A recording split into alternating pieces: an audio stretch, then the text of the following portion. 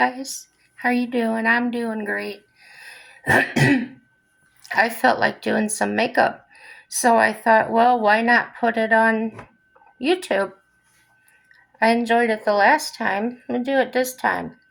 Now, I told you that I would show you what I put under my eyes, and I found it.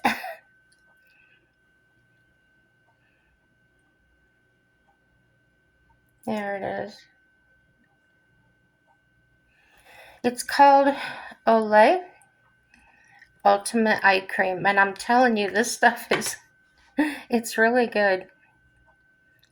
So I just take a tiny bit and then I put it right under those, get them dark spots. And I found out watching other people on YouTube, that you guys know a lot. And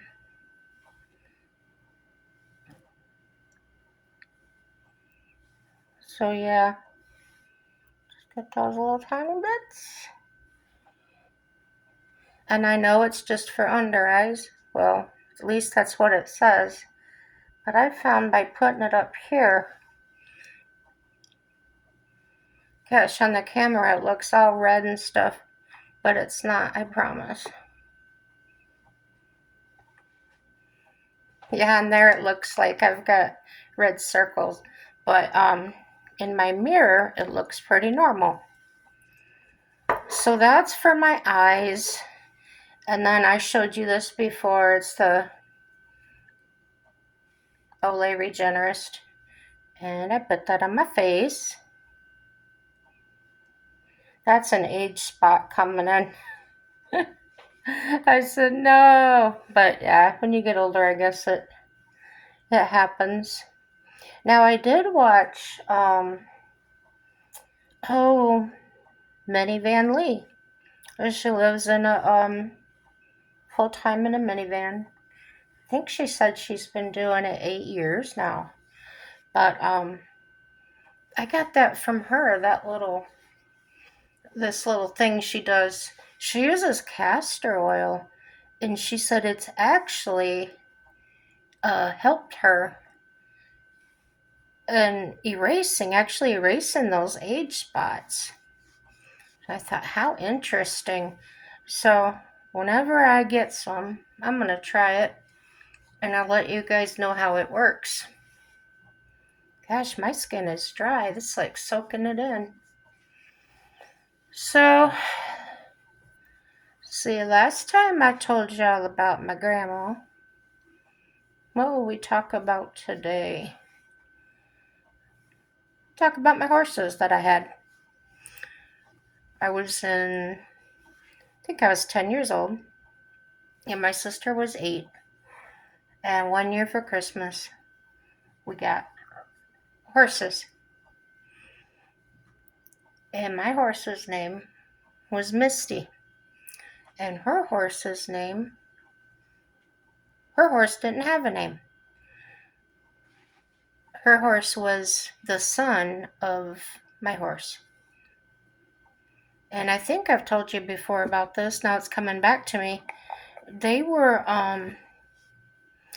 considered ponies because they were under the 55 inches that they need to be a horse, which is, oh gosh, what is that? Don't quote me. I think it might be 14 hands. That just feels raw there. I don't know what that is. I don't know. Maybe an ingrown hair or something. If you're older, you know what it is. So anyway, my horse was black. Oh, the 55 inches. So mine was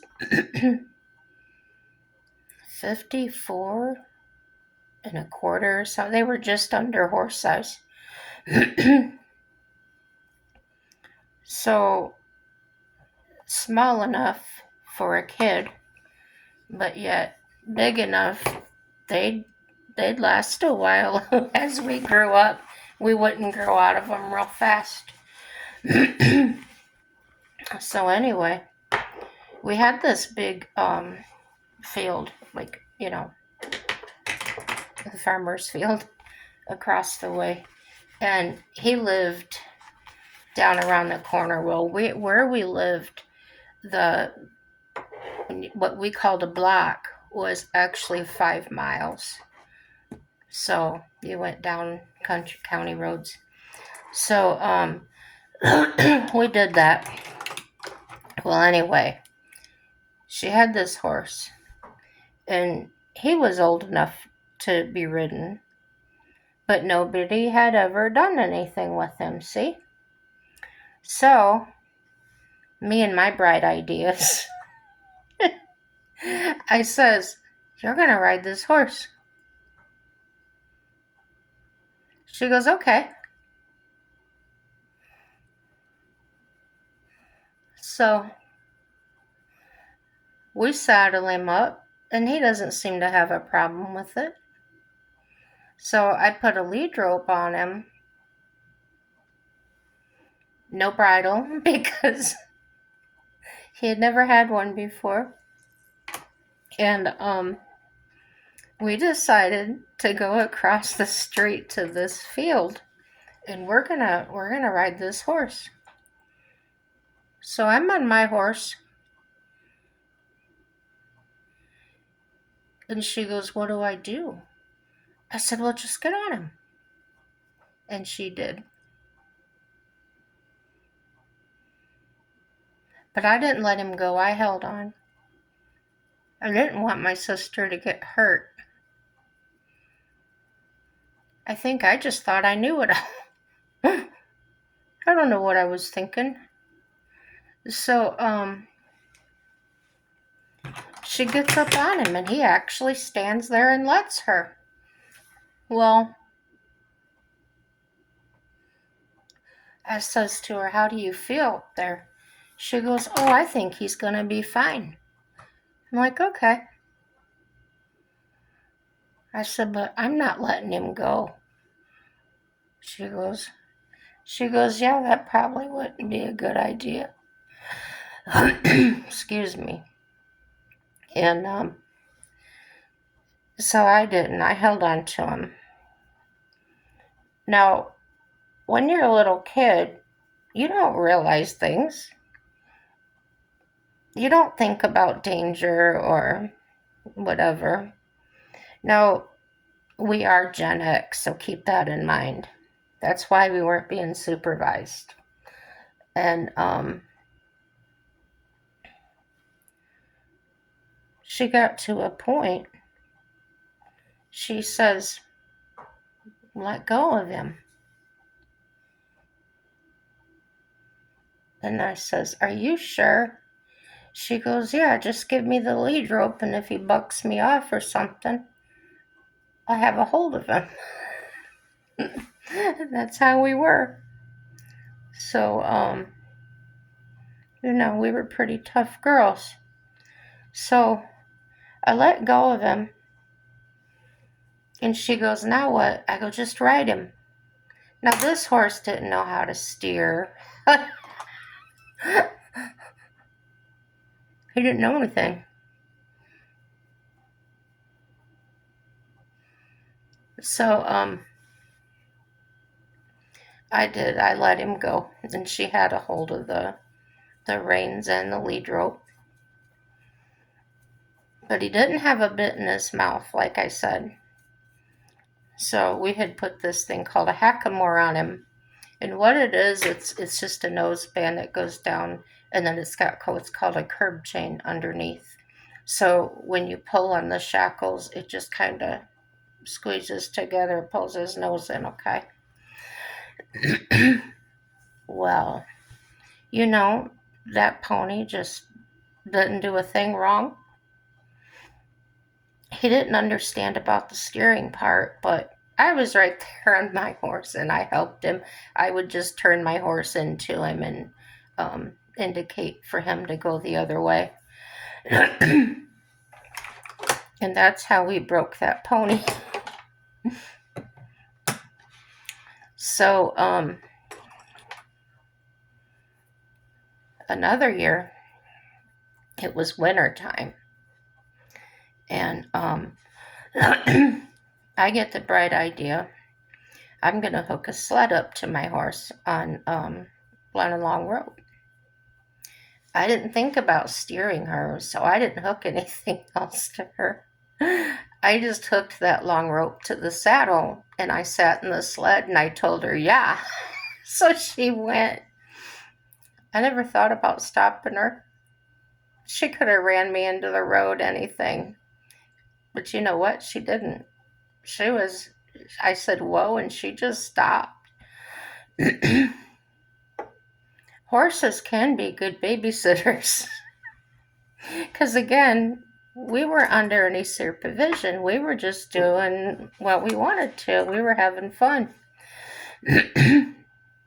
So my sister comes out and she goes, I'm telling Mom. I said, okay. So here I am. I'm in this sled. And I'm just going to town, right? She's just going all over with me. And I don't care. I'm having fun. And she hauls off. She takes off running. I'm fine. I'm still in the sled. She didn't take off hard or anything like to throw me backwards. And my mom comes out then because she ran in the house and told my mom. My mom goes, what in the H-E double hockey sticks are you doing?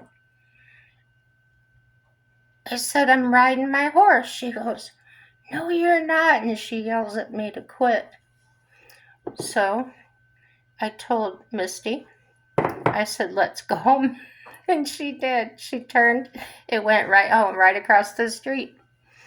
And my mom was blown away. She goes, that's a good horse. I said, yes. I said, that's what I was trying to tell you. I said, we get along just fine. She goes, wait till your dad gets home.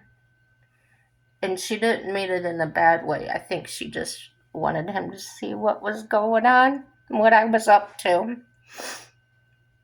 And I said, well, can I take Andrea with me as my sister? She's like, yeah. So we did. But this time I rode her. Well, my sister rode in the sled. Because Mom kind of didn't like the idea of nobody being on her. So, yep, away we went. Well, my dad gets home. And my mom's telling him, and he goes, there's no way. Well, my dad trained horses, so he was like, I didn't know that horse could pull anything. He had trained her when she was young, and that's who he ended up buying him from the guy that had her there to train years before that. So, he said she wasn't broke for that.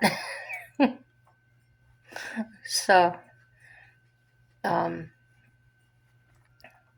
he was glad she turned out to be such a good horse. So, yeah, and I found out she'd pull anything. So, he bragged about that. He told the rest of the family that I broke that horse to pull that sled. He was kind of exaggerating, but I guess I was the one that tried it and it worked. But she wasn't afraid well, when he trained horses, he kind of trained them to be bomb-proof, so that's the way that worked. But yeah, my sister and I, we rode those ponies everywhere. And then we joined the 4-H, and then we learned how to do other things how to show horses and do like that. The first time I showed, I was 3 years old. I didn't remember it, but Mom and Dad showed me the pictures. I was riding a great big Appaloosa horse. And I think it was a lead line thing. That's where the kid sits on the horse and the parent or the adult just leads the horse around with the kid on it. And it's cute and everything. So then the first time I was alone to show, I think it wasn't until 4-H. But gosh, my sister and I put so many miles on those ponies. In the summertime, Mom didn't have to kick us out of the house. My sister would come in my bedroom to wake me up, and she'd get right in my ear and say, "Jennifer." I'd say, "What?" She goes, "Horseback riding." That's all it took. I'd be up and dressed, and out we would go. And as we became teenagers and stuff, our entertainment and our fun, we'd go out middle of the night. We'd sneak out of the house and go jump on our horses in the field with nothing on them, no halters or nothing, and we'd ride them around the field. Just wherever they went, there we went. So yeah, we had good times. And then Dad would have other horses in to train over the years. And guess who got put on these horses?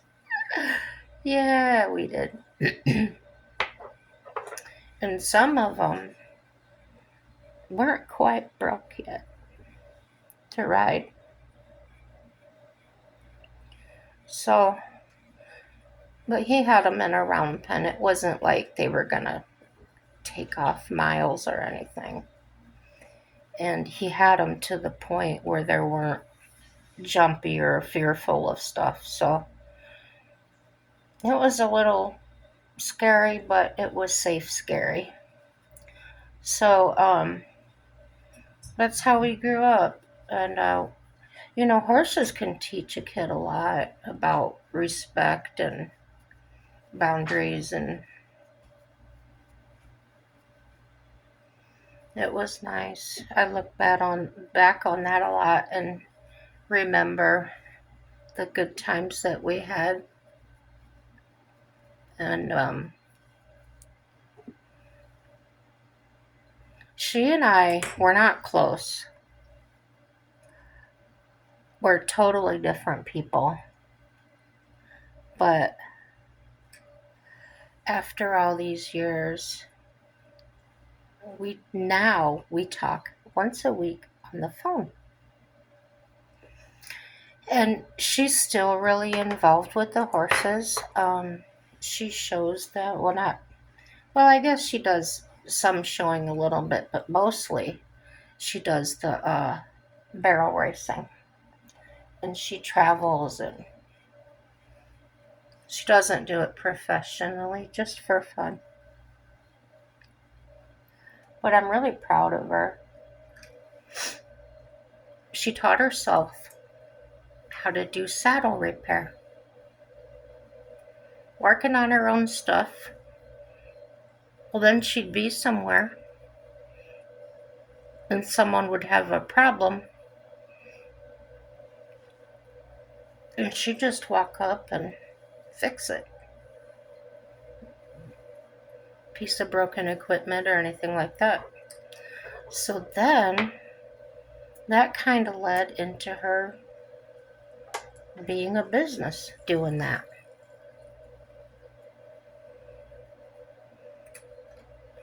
And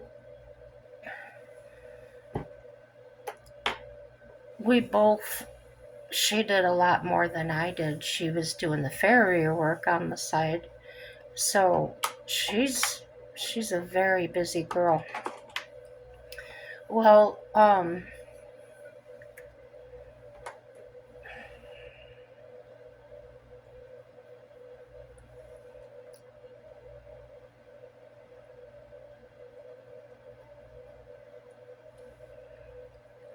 those years, she's worked at a state highway department. She's driven snow plows and dump trucks, and that's kind of the route she took in life. Worked like a man, seriously. Um, but she's really pretty. She doesn't think she is. Don't tell her I said so. But, yeah, she's kind of goofy. She gets goofy, but that's her way, and I love her for that. Um, she has a zero tolerance for anybody that makes excuses for things. And I think that's kind of cool. That's one thing I admire about her. And yeah, I just really have a lot of love and respect for her. Now, I put a shinier powder up here, which I don't normally do because of my my puffiness. I think I told you before that's from my heart failure. I've got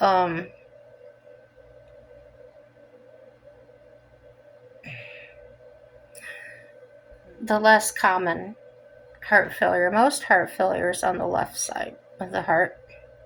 Mine's on the right side. And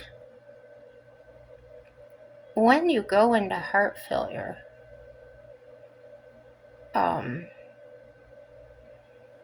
well, when I went into it, I was diagnosed with asthma at one point because sometimes I would have a real hard time breathing. And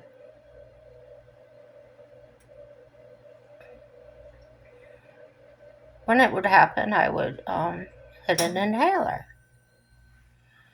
Well, I was here, and suddenly I had this problem. I could not breathe.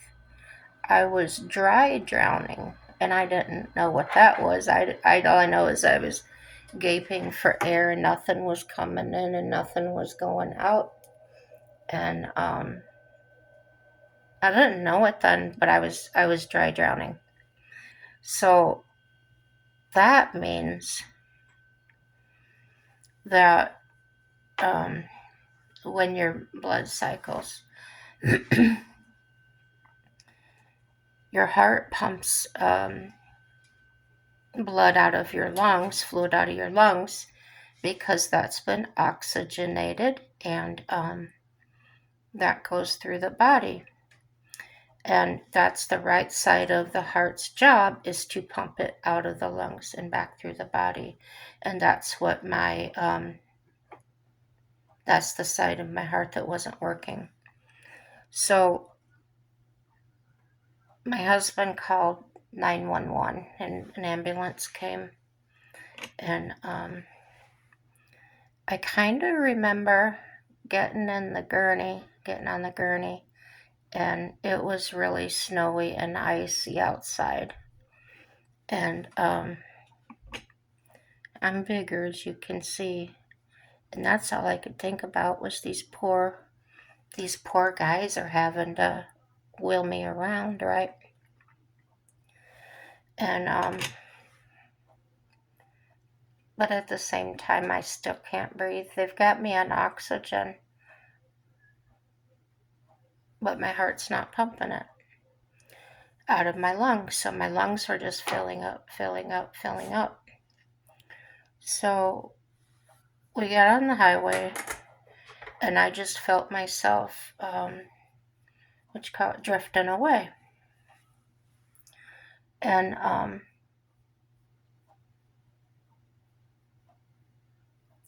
I saw Jesus at the back door of the ambulance, just standing there. And he reached out to me and he says, "Are you ready to go?" And I said, "Not yet. I feel like I have things to do." and he disappeared. And I felt this knuckles going like this real hard on my chest.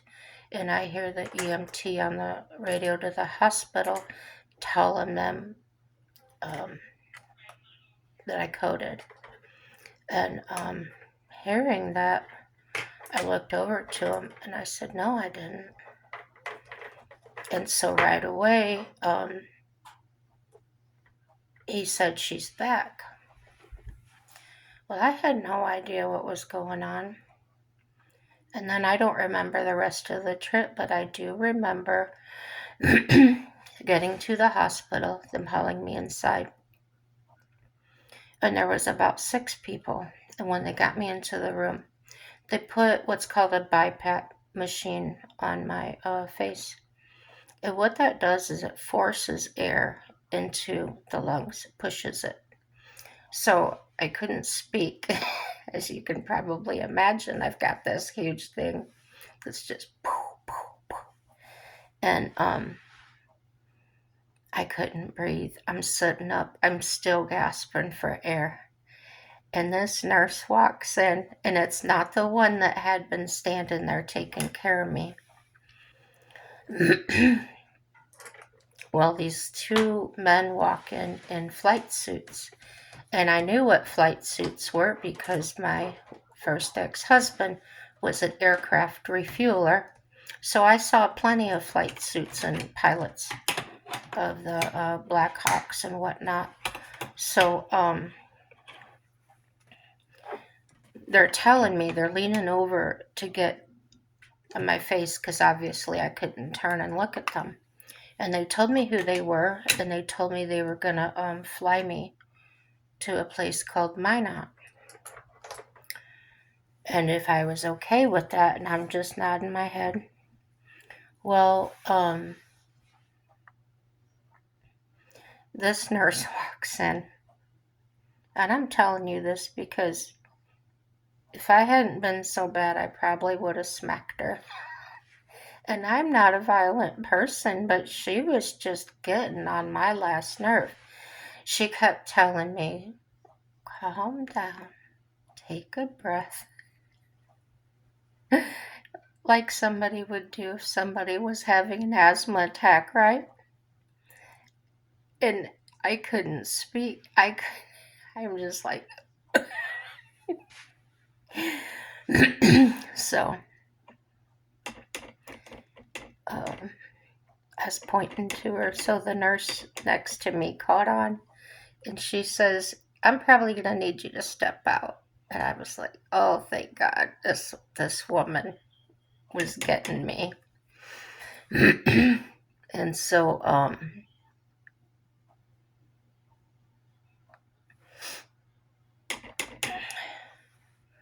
just a couple minutes, and the pilot said, we're ready to go. So they put me back in the ambulance, and they took me to the airport. And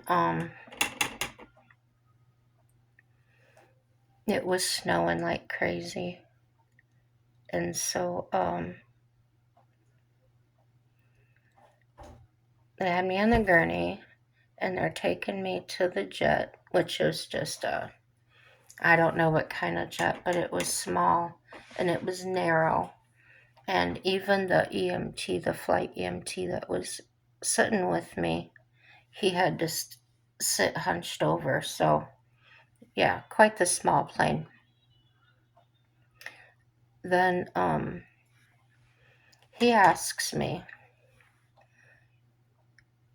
which scared me. He says, do I have, I've still got this thing, I can't talk.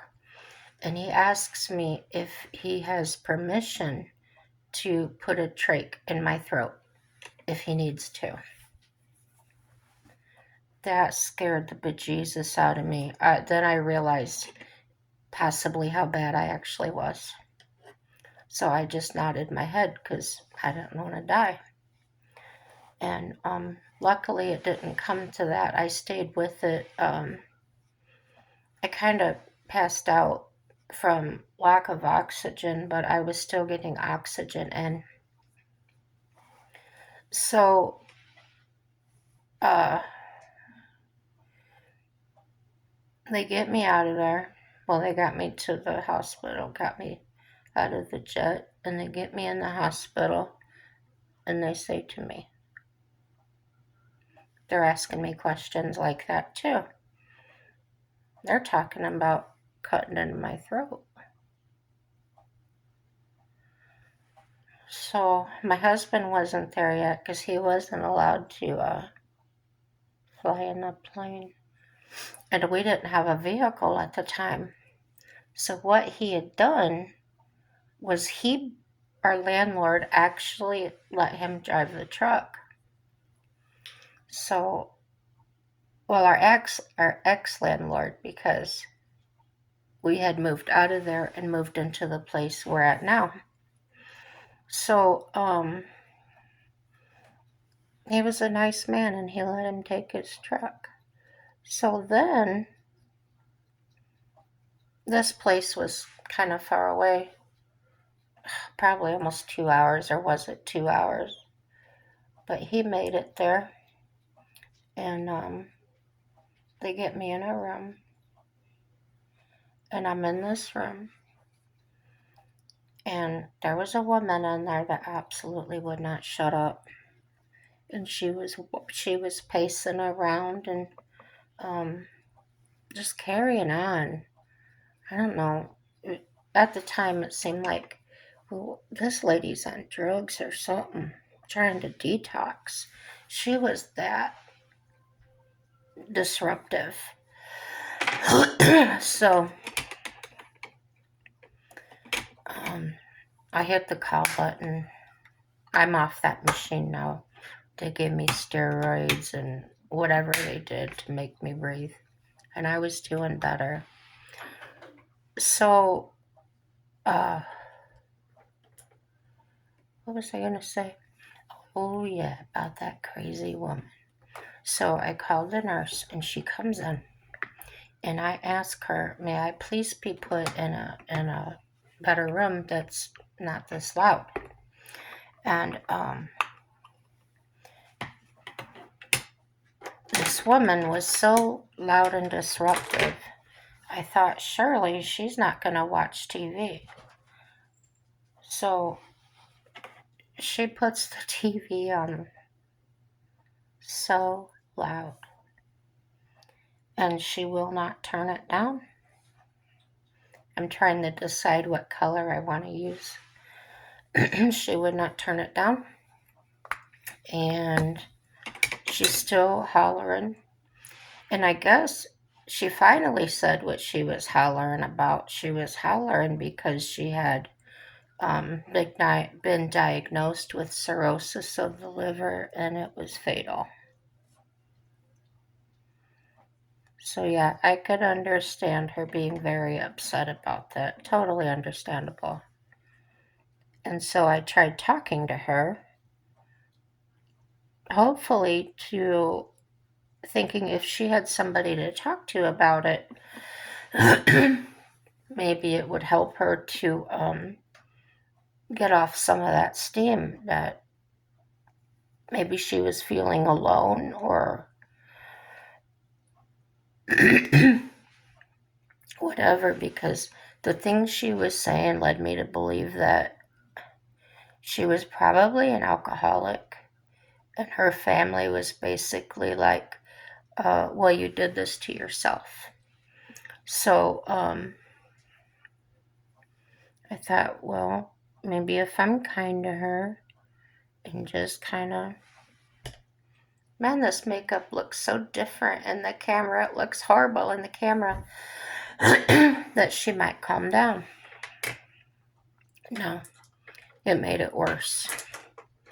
Now she's yelling at me, telling me that, what was she saying? Something like I wouldn't give a damn about her. I don't know. So, I asked this nurse again. I said, I can't rest in here. I can't sleep in here. And because she kept telling me I needed to rest, I needed sleep. So I'm explaining to her that it's absolutely impossible because this woman is so disruptive. It was like she wouldn't even stop for a breath. I mean, she was beyond putting up with. And that nurse tells me, "Oh, we don't have any other rooms available." I said, "Then you need to let me out of here." "No, no, no, you can't leave. You're in bad shape, blah, blah, blah." I said, "Then I'm leaving on my own." I said, "Or find me another room." She says, "I'm going to call the doctor and I'm going to tell him that you want to leave." "Okay, but I'm still leaving if you don't get me another room." So,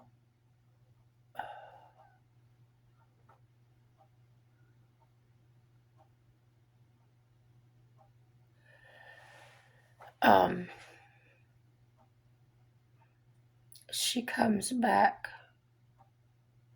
like a mother that just told father on me. And she says, the doctor does absolutely, um, says that you absolutely cannot leave. Well, guess what I did? I signed out AMA and I left. Well, as my husband's wheeling me out, every room we went past on that entire floor was empty. Imagine that. So if this doctor seriously didn't want me to leave, I feel like instead of letting me sign out AMA, she could have just put me or that woman in a different room.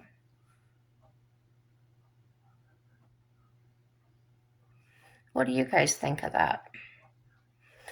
What if you had been that nurse? What would you have done? Could it have been a policy thing, an insurance thing? I don't know.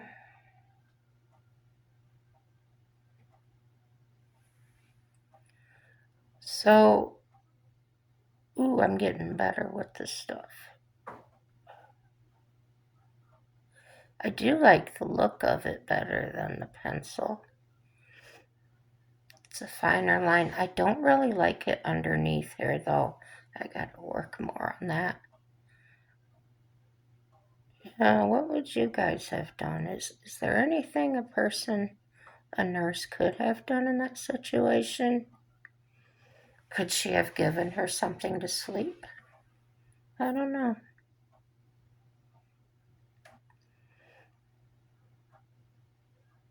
I could say I worked in healthcare before, but it wasn't in a hospital, and I was just a CNA. So I didn't have any idea of what they were doing. But it just seems to me that if I was that bad,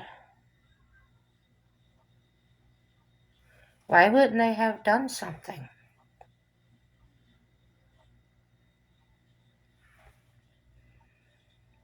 So I got home and I was fine the rest of the night. But I got a call the next day from my doctor asking me questions about it because, she got word of it and said she was sending me to a cardiologist. So, of course, I went, and I'm telling you, I'm glad I did. He was Indian, but he spoke perfect English, and he had studied at Mount Sinai in New York. So, how lucky was I to get such a educated cardiologist in North Dakota? I tell you, God must have been on my side because he held my hand. He leaned in towards me and explained everything very thoroughly. That's why I was able to explain it to you. And he told me about it, told me what I'd have to do. He sent me in for when they hook you up to the machines and they see your heart and everything, how it's functioning. And I had to meet with him again, and he told me that my heart was actually, it was strong, but it's not relaxing enough to fill up from the lungs so I could pump it back out. It was just tight and pumping. So he said I needed to restrict my fluid intake, and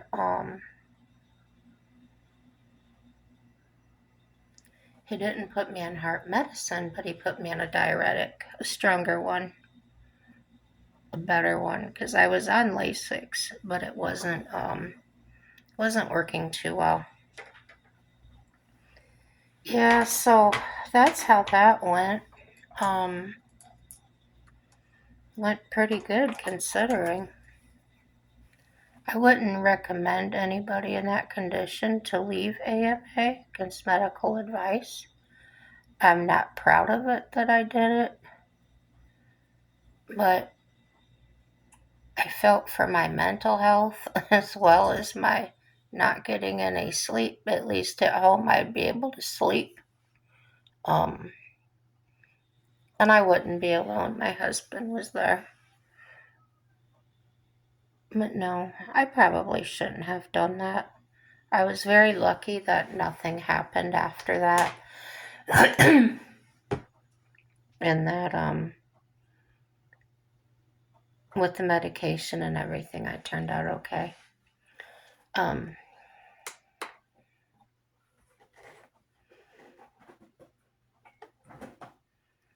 That's another story I could tell you about. I have lots of stories.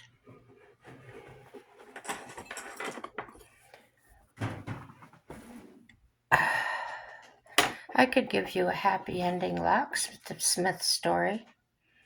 I had a police officer call me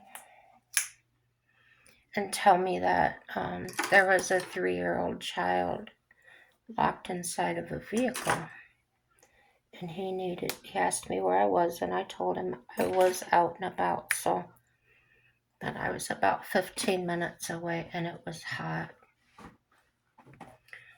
And so I got there so fast. My adrenaline was pumping, because when you hear it's a child, especially that young, you just freak out.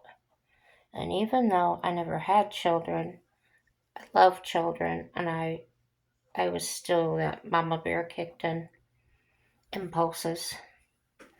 And I have never unlocked a door, gotten a tool in the door and unlocked as fast as I did that day.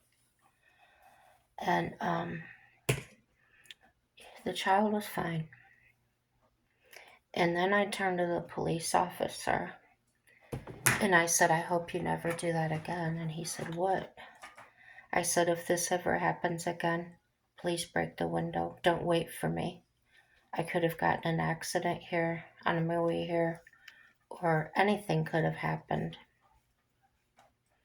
And he looked at me and he says, you're right, I shouldn't have done that. He goes, I just didn't know what to do. And I knew you were good at this and blah, blah, blah. Well, the police department was one of my customers, so that's how he knew me. So, yeah, that was a happy ending. Another fun story is this one time. I don't know if you know what Ponderosa restaurant is. But anyway, these guys, they worked construction and they were on their break.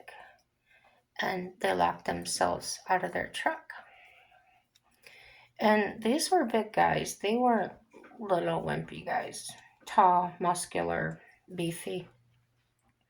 So I unlock the door, I get the keys out, and the guy approaches me and he says, "What if I don't pay you?" And they're laughing and carrying on.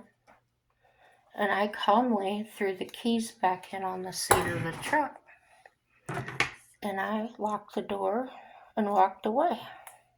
And he says, wait, where are you going? I said, well, you asked me what I'd do if you didn't pay me. He goes, well, can you unlock it? I'll pay you. Now, the charge for the service at that time was $40. And I said, no problem, I'll do it. But now it's $80. And he paid it. What else was he going to do? I was disrespected a lot as a locksmith because it's primarily a man's profession.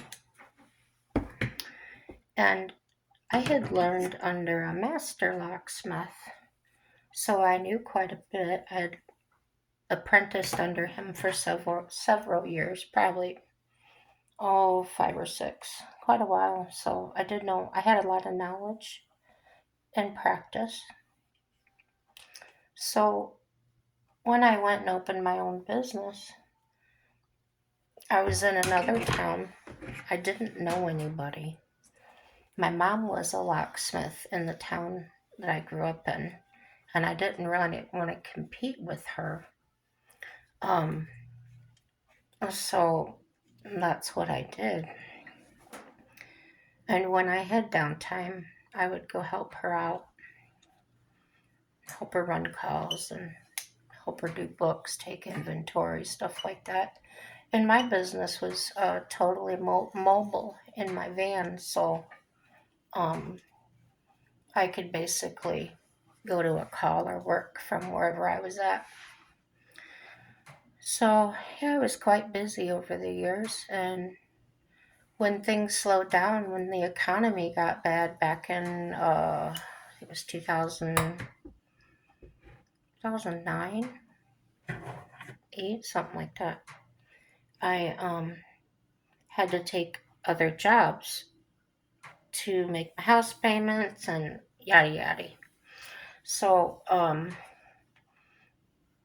took a job at a grocery store in the deli. And I really enjoyed that job. I used to be a people person before certain things happened to me. And I enjoyed it.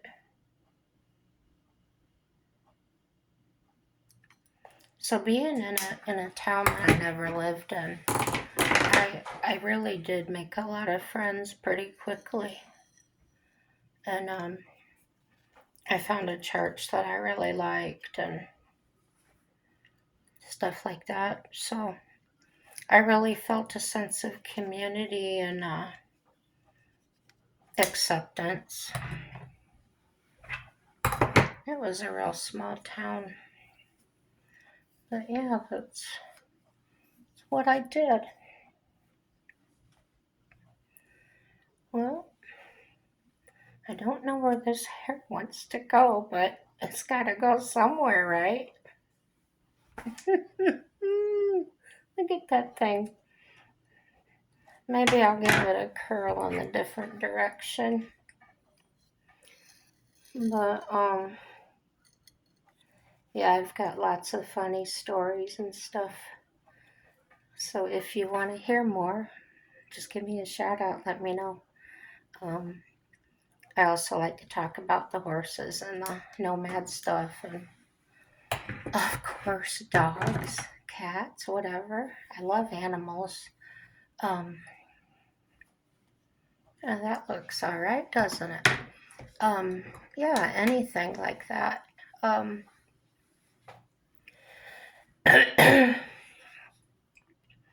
I think that's all I have to tell you for now, but stick with me. I do have a lot of stories to tell. And I'd love to hear yours too.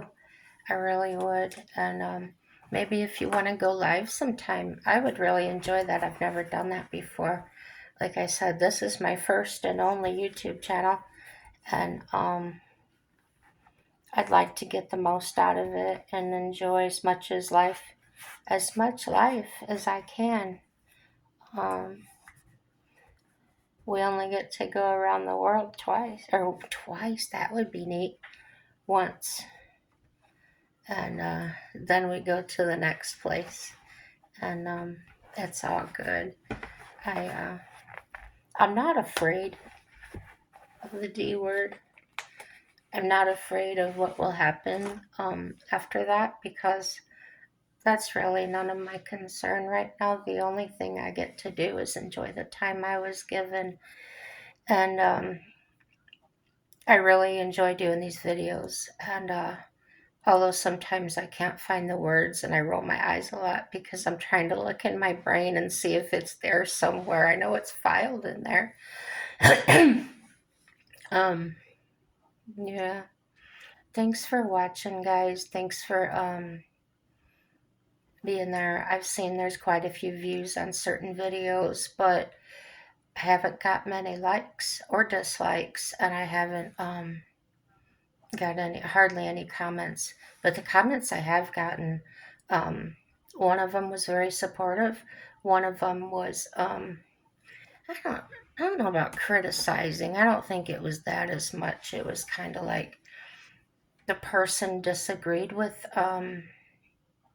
what I said, because although I was upset with a person, I was chastising them at the same time. And I think the person that commented didn't like me giving that person respect. But that's okay. We're all at different levels in life and different places, and everything's good that way. I love that we're all.